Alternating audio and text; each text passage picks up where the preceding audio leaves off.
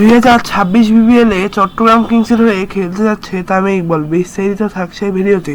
তামিম ইকবাল 2025 বিপিএলে বরিশালকে চ্যাম্পিয়ন করেছিল এবং চ্যাম্পিয়ন হওয়ার সাথে সাথে তামিম ইকবাল 2025 বিপিএলে অনেক অসাধারণ খেলেছে বরিশালের হয়ে। বরিশালের ক্যাপ্টেন্সিতেও সে দেখিয়েছে তার খেলমা। 2025 বিপিএলে তামিম ইকবাল বরিশালকে চ্যাম্পিয়ন করেছিল এবং 2024 বিপিএলেও বরিশালের হয়ে খেলেছিল তামিম ইকবাল এবং সেই আসরেও তামিম ইকবাল বরিশালকে চ্যাম্পিয়ন করেছিল। 2025 বিপিএলের পর এনসিএল টি-20তে অসুস্থতার কারণে আর খেলতে পারেনি তামিম ইকবাল।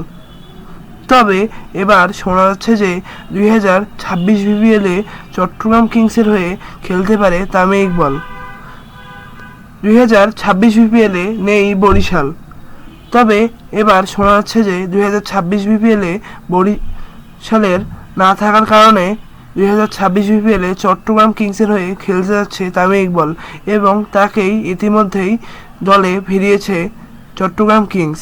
তবে আপনার কি মনে হচ্ছে 2026 বিপিএল কি তামিম ইকবাল চট্টগ্রাম কিংসের হয়ে খেলবে? এই বিষয়টি বেশি বেশি করে আমাদের কমেন্ট বক্সে কমেন্ট করবেন এবং ভিডিওটিতে বেশি বেশি করে লাইক করবেন। সবাইকে ধন্যবাদ। আসসালামু আলাইকুম।